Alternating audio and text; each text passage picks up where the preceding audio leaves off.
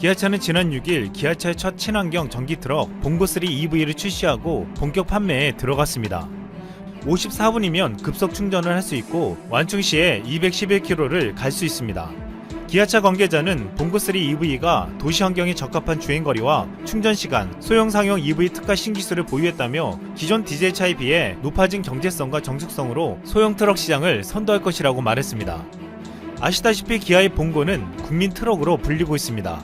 기아의 봉고는 기아자동차가 일본 마쓰다와의 기술 제휴로 1980년에 최초로 출시한 1톤 트럭에서 시작했습니다. 봉고 트럭은 한때 세계적으로 연간 35,000대가 수출되는 월드카로 불리며 지금까지 40년간 조용히 기아차를 이끌어온 효자 상품이었습니다. 봉고 트럭이 그토록 오랫동안 사랑받아온 데는 그 이유가 있습니다. 한 방송에서 봉고 1톤 트럭에 연탄 4.9톤을 실어도 끄떡없이 가는 모습을 보여줬습니다.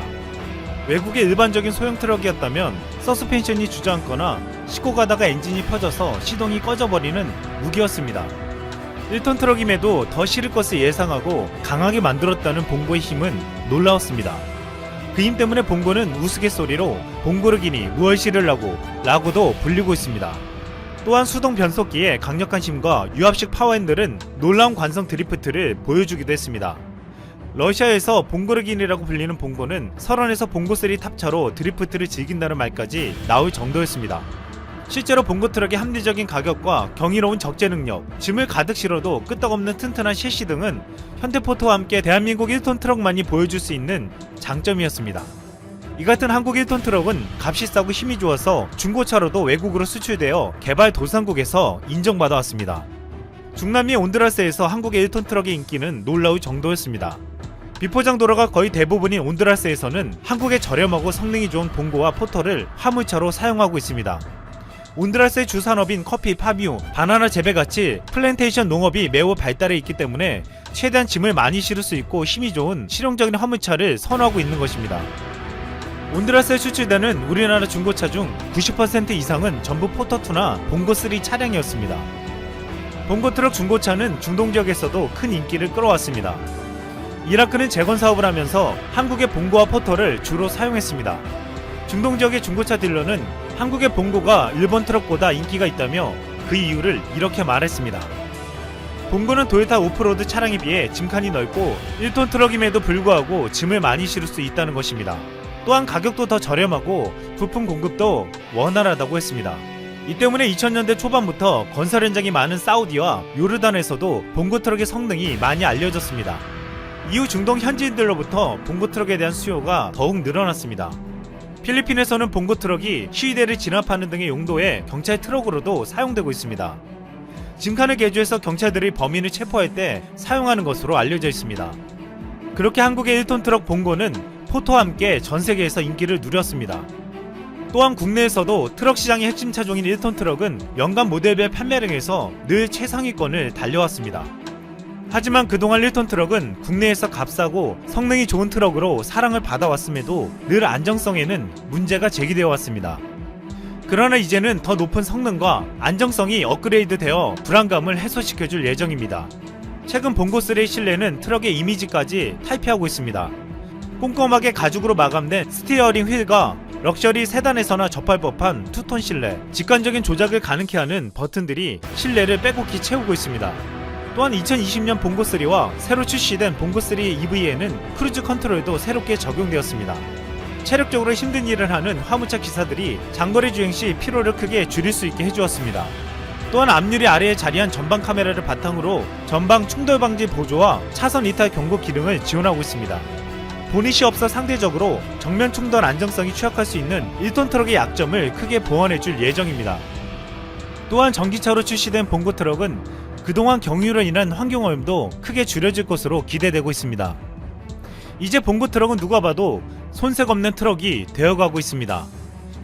현대차는 봉고와 포터를 전기차로 내놓는데 그치지 않고 이미 수소 트럭을 출시해 큰 화제를 모으고 있습니다. 현대차는 올해 스위스로 10톤급 수소 트럭 1600대 수출 계약을 체결하면서 엄청난 성장세를 보이고 있습니다. 이 수소 트럭은 상용차에서 가장 영향력 있는 2020년 올해의 차에서 혁신 부분 수상의 영광을 안기도 했습니다. 한국산 수소연료 자동차는 일본 등 경쟁국을 제치고 지난해 최초 글로벌 판매 1위를 달성하기도 했습니다. 지난 13일 산업통상자원부가 집계한 지난해 기준 전세계 수소차 판매량 자료에 따르면 현대차는 3,666대로 전체 판매량 60%를 차지해 1위를 차지했고, 이어 도요타 2,174대, 혼다 286대 순이었습니다. 한국은 앞으로 봉고포터 전기트럭뿐만 아니라 수소트럭으로 전세계의 차세대 트럭 시장을 선도해 나갈 예정입니다. 지금 미국 상황은 한마디로 최악입니다. 11일 기준 미국에서 불행한 일을 당한 신규 판정자가 19,701명으로 이탈리아의 19,468명보다 많아졌습니다. 워싱턴 포스트의 보도에 의하면 11일 하루에만 2,056명이 불행한 일을 당했다고 합니다. 미국에서는 트럼프의 횡설수설 말실수와 본능으로 방역 대책을 세우는 바람에 이런 결과가 나왔다고 보고 있습니다.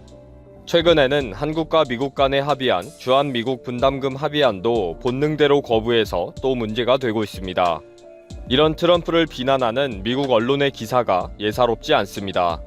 워싱턴 포스트는 6일자 오피니언란에서 칼럼니스트 맥스 부트는 사상 최악의 대통령이라는 제목의 칼럼에서 그동안의 정책 실패를 보고 트럼프에 대해 현대에서 가장 나쁜 대통령이라고 말했지만, 이번 사태의 대응을 보고는 트럼프는 현대에만 국한되지 않고 모든 시간을 통틀어 최악의 대통령이 되었다 라고 하면서 강력하게 비난했습니다. 뉴욕타임즈는 트럼프의 본능에 대한 그의 믿음으로 모든 행정부의 계획이 중단되고 있다 라고 비판했습니다. 3월 초부터 계속된 참모들과 전문가들의 경고를 무시하고 여유를 부렸으며 위험의 규모를 축소하는 등 게으른 대응을 계속하고 있었다는 것입니다. 미국 언론에서는 트럼프가 기자회견에서 발언하는 내용을 검증하는 일을 일상적으로 하고 있습니다. 트럼프가 잘못 알고 있는 5가지 등의 제목으로 뉴욕타임즈의 11일자 기사와 비슷한 형식입니다.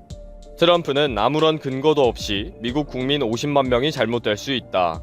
아직 그렇게 시급한 사태는 아니다 등의 사례를 지적하면서 트럼프가 도리어 혼란을 부추기고 있다고 비판했습니다. 최근에 트럼프와 세계보건기구와의 비난전이 치열하게 진행될 때에도 미국 언론들은 팩트체크 기사를 통해 진실을 찾는 작업을 하기도 했습니다. 문제는 미국 행정부 안에는 이번 사태를 해결하기 위한 태스크포스 팀이 꽤 많이 있지만, 이들이 전문적인 의견을 수렴해 아무리 정책을 수립하고 의견을 제시해도 결국은 모든 것을 트럼프 마음대로 한다는 것입니다. 그것도 정확한 근거도 없이 즉흥적으로 트윗을 하고 공개적으로 기자회견을 하는 거죠. 그 태스크포스 팀은 엄청난 인력과 자원을 활용해서 공중보건 전문가들의 의견을 수렴하거나 새로운 변화가 생길 경우에 대해 의견을 나누지만, 새로운 계획을 결정하고 수립하는 정책에는 완전히 무책임하고 무기력하게 되어 있다는 것입니다. 미국 언론에서는 트럼프의 횡설수설이 계속되면 될수록 한국의 방역 체계와 비교하는 기사를 계속 내보내고 있는데, 워싱턴 포스트는 미국의 실패를 드러나게 하는 한국의 성공으로 보도했습니다. 한국은 공격적이면서 공개적으로 검사와 치료를 적극적으로 하는데, 트럼프는 근거 없는 낙관론으로 사태를 키우고 있다. 트럼프는 매일 기자회견에서 가짜 정보를 내보내는데, 한국은 하루에 2번씩 보건당국이 신뢰할 수 있는 브리핑을 하고 있다 라고 했습니다. 한국과 미국의 주한미국 분담금 규모를 전년 대비 13% 인상하겠다는 결정이 트럼프의 거부로 최종 합의하지 못한 것으로 밝혀졌습니다. 12일 로이터 통신의 보도에 의하면 한미협상단이 합의해 양국 외교장관까지 승인을 했지만 트럼프가 거부했다는 것입니다. 폼페이오 국무장관과 에스퍼 국방장관이 직접 트럼프에게 합의안을 설명했는데, 작년보다 13% 증가한 1조 1749억 원이 마음에 들지 않는다는 거죠. 한미 당국은 백악관의 지침에 따라서 합의가 되었고, 국무장관까지 승인한 합의사항을 뒤집을 것이라고는 예상하지 못했기 때문에 지금은 모두 손을 놓고 있다고 합니다. 미국에서는 C19 사태로 수세에 몰린 트럼프가 대선을 앞두고 방위비 문제를 강하게 끌고 가려는 것으로 보고 있고, 또 합의를 해도 트럼프가 막판에 틀어버릴 가능성도 높아서 기한 없이 무한정 장기화될 것으로 보고 있습니다. 결국 4월 1일부터 시작된 주한미군 한국인 근로자 4천여 명의 무급휴직은 길어질 것이고, 피해를 고스란히 입게 될 것입니다. 때로는 한국에게 진단키트 등 의료장비를 보내달라 라고 요청했다가 금방 한국의 진단검사보다 미국이 더 확실하게 하고 있다 라는 엉뚱한 소리를 하는 등 횡설수설하는 트럼프이다 보니 반 포기하면서 기자회견 라이브 쇼를 그냥 지켜보기는 합니다.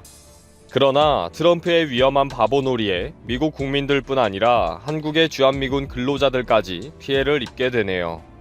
이렇게 미국 언론에서 연일 비판을 해도 트럼프는 10일 기자회견에서 아주 당당하게 행정부 내의 전문가들이 컨설팅을 하지만 결정은 내가 알아서 한다 라고 말하기도 했습니다. 정말 무식하면 용감하다는 말은 만고의 진리인가 봅니다.